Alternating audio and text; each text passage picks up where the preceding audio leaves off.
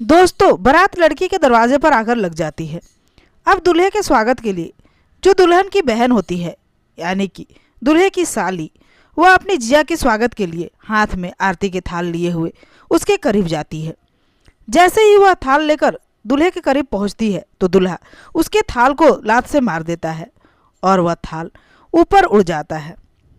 यह सब मंजर देखकर जितने भी बाराती थे या घर के लोग थे, वह सभी हैरान हो जाते हैं। सभी सोचने लगते हैं कि आखिर दूल्हा ने ऐसा क्यों किया। इस घटना के बाद कुछ लोग उस दूल्हे से जाकर इसका कारण पूछते हैं, पर जो दूल्हा होता है वह कुछ नहीं बोलता, चुपचाप खामोशी से खड़ा रहता है। दोस्तों, आखिर क्या कारण था कि दूल्हे ने आरती की थाली को लात से मार दिया?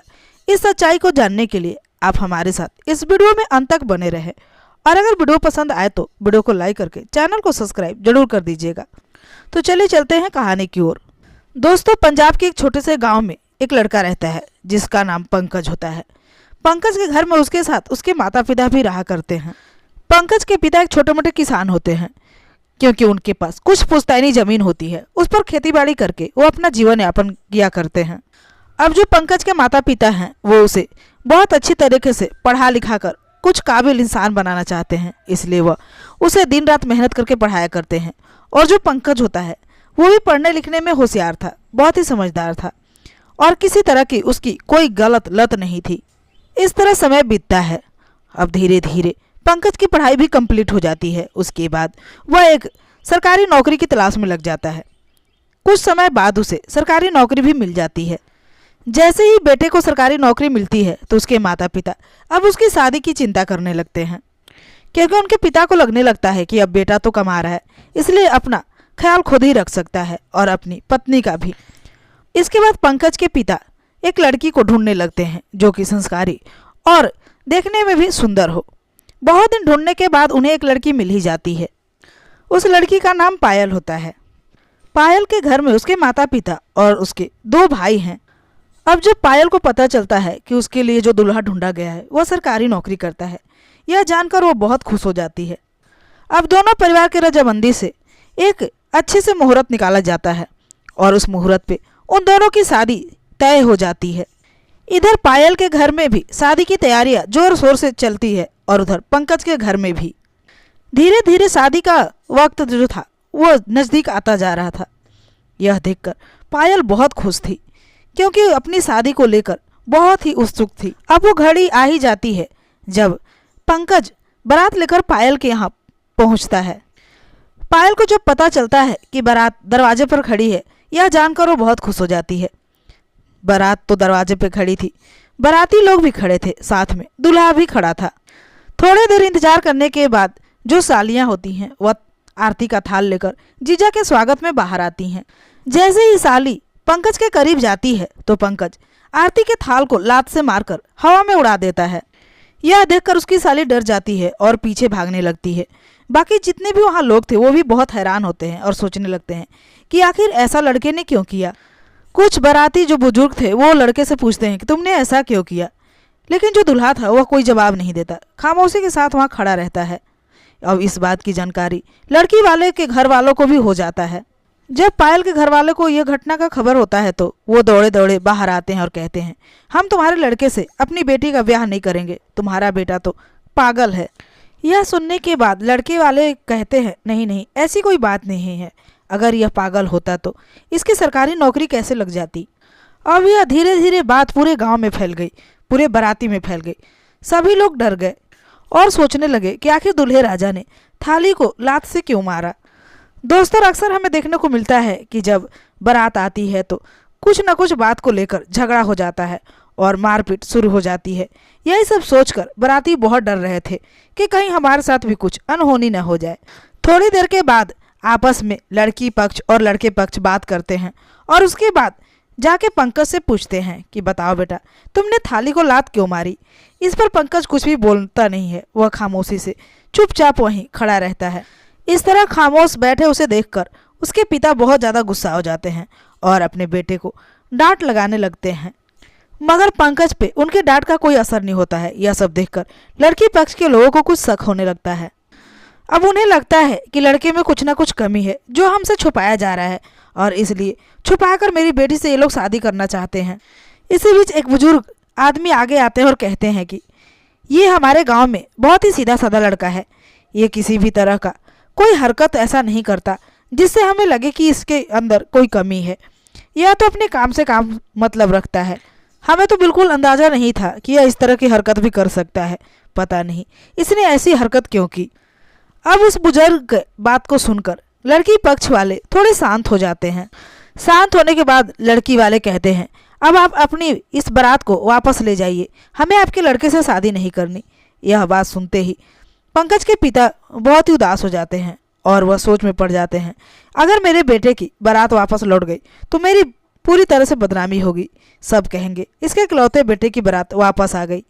अब पंकज के पिताजी बिल्कुल लाचार बेबस ऐसे ही बैठे होते हैं और फिर अपनी बारात को लेकर वापस लौट जाते हैं। रास्ते में जब वो लौट रहे थे तब अपने बेटे पर चिल्ला चिल्ला कर गुस्सा करते हैं और कहते हैं, तूने तो हमारी नाक कटवा दी, पूरे मोहल्ले में पूरे गांव में हमारी बदनामी करा दी। पता नहीं तुमने ऐसा क्यों किया। अब अपने गांव आने के बाद भी बाराती में से कुछ लोग उससे पूछते रहे, पंकज बताओ तूने ऐसा क्यों किया, मगर पंकज तो एक शब्द बोलने को तैयार नहीं था। अब जैसे ही पंकज घर के अंदर जाता है तो यह खबर उसकी माँ को भी लगती है। माँ बहुत ही प्यार से उससे पूछती है, बता बेटा तूने ऐसा क्यों किया, मगर वो अपनी माँ को भी कुछ नहीं बताता और चुपचाप अपने कमरे में जाकर लेट जाता है। इधर उसके पिता बहुत ही परेशान थे और अपनी किस्मत को कोस रहे थे। अब इस तरह परेशान देखकर पंकज की माँ अपने पति को समझाती है तथा कुछ गांव के लोग भी उसे समझाने की कोशिश करते हैं। कहते हैं, तुम इस तरह नाराज न हो अपने बेटे से, हो सकता है उसे कोई ना कोई परेशानी हुई होगी। तुम इस तरह से परेशान क्यों हो रहे हो, जिसने किया है वो खुद ही भोगेगा। यह सब होने के बाद पंकज के पिता एक डॉक्टर को बुलाते हैं और उसका चेकअप कराते हैं। डॉक्टर जैसे ही चेक करता है तो कहता है, आपका बेटा तो नशा किया है। यह सुनकर उसके पिता और माता को बिल्कुल यकीन नहीं होता कि उसका बेटा नशा किया है।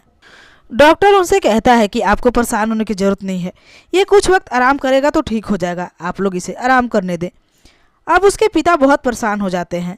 इधर पंकज अपने कमरे में आराम कर रहा होता है और उसके पिता दिन भर रात भर परेशान रहते हैं उसके लिए। अगली सुबह पंकज अपने कमरे से निकलता है तो उसके पिता फिर से वही पूछते हैं, बेटा बता तूने ऐसा क्यों किया। यह सब सुनने के बाद पंकज फुट फुट कर रोने लगता है और कहता है, पापा मुझे नहीं पता कि मैंने क्या किया है, मुझे तो समझ ही नहीं आ रहा था कि मुझे हुआ क्या है। तब पंकज के पापा उसे सारी बात बताते हैं। यह सुनकर वह हैरान हो जाता है और उसे खुद पर यकीन नहीं होता कि उसने इस तरह की हरकत की है। जब पंकज को यकीन नहीं होता तो उसके पापा उस फोटोग्राफर को बुलाते हैं और उस वीडियो को दिखाते हैं जिसमें उसकी हरकतें रिकॉर्ड हुई थी। अब जैसे ही पंकज रिकॉर्डिंग देखता है तो वह हैरान हो जाता है क्योंकि उसे कुछ भी मालूम नहीं होता है कि उसने इस तरह की हरकत की है। वह बार बार अपने पिता से कहता है, पापा मुझे नहीं पता कि मैंने ये कब किया और क्यों किया। अब यह खबर पूरे गांव में फैल जाती है और सभी लोग उसका मजाक उड़ाते हैं, यहाँ तक कि उसके पिता का भी मजाक उड़ाते हैं। अब इस घटना को हुए 1 महीने बीत जाते हैं और गांव में यह चर्चा लगातार चलती रहती है। तभी पंकज के पिता को मालूम चल जाता है कि आखिर उसने ऐसी हरकत क्यों की थी, क्योंकि उसके दोस्तों ने उसे भांग मिलाकर पकौड़े खिला दिए थे उस दिन। यह सब जानने के बाद पंकज के पिता थोड़े समझदारी से काम लेते हैं और पंचायत बुलाते हैं और उस पंचायत में लड़की पक्ष के लोगों को भी बुलाते हैं और उस लड़के को भी बुलाते हैं जिसने पंकज को भांग की गोलियां पकौड़े में मिलाकर खिलाई थी। अब जब पंचायत होती है तो वो लड़का बताता है कि हाँ मैंने ही पकौड़ी में भांग की गोलियां मिलाकर इसे खिलाया था। जैसे ही बारात का समय हुआ तो ये खाकर निकला और जैसे ही बारात पहुंचा तब तक इसे नशा हो चुका था और इसलिए इसने थाली को लात मारी थी। अब इस बात को जैसे ही पंकज सुनता है तो बहुत ही दुखी होता है क्योंकि जिस लड़के ने ऐसी हरकत की थी उस पर यह बहुत विश्वास करता था। अब इस सच्चाई के बारे में लड़की पक्ष वाले को भी पता चल जाता है कि आखिर पंकज ने ऐसा क्यों किया था। लेकिन तभी लड़की पक्ष वाले से कुछ लोग कहते हैं उस लड़के से कि अगर तुम उस वक्त यह सच्चाई बता देते तो फिर इतना मामला गमगीन ना होता। तब वो लड़का कहता है, उस वक्त का माहौल देखकर मैं बहुत डर गया था, इसलिए मैंने कुछ नहीं कहा। धीरे धीरे ये बात पूरे गांव में फैल जाती है कि पंकज ने उस दिन भांग वाली पकौड़ी खा ली थी, इसलिए वैसी हरकत की थी। अब दोनों पक्ष आपस में बैठकर फिर से बातें करते हैं और फिर शादी तय होती है। अब पंकज फिर से बारात लेकर जाता है और उसकी साली उसके स्वागत में थाली लेकर आती है। लेकिन इस बार पंकज कोई ऐसी हरकत नहीं करता जिससे कि उसकी साली डर जाए। अब खुशी खुशी दोनों की शादी हो जाती है, बड़े ही धूमधाम से। और पायल पंकज के यहाँ दुल्हन बनकर आ जाती है। अब पंकज और पायल और उसके पूरे परिवार बहुत ही खुश रहा करते हैं। साथ में बैठकर जब भी वो खाते हैं या कहीं बैठकर बातें करते हैं तो पंकज की वो वाली बात जरूर आती है। आते ही सभी के चेहरे पर मुस्कान आ जाती है और सभी हंसने लगते हैं। दोस्तों, आप इस कहानी के बारे में क्या कहना चाहते हैं कमेंट में ज़रूर बताइएगा। तो ये थी आज की कहानी। मिलती हूँ अगले वीडियो में, तब तक के लिए नमस्कार।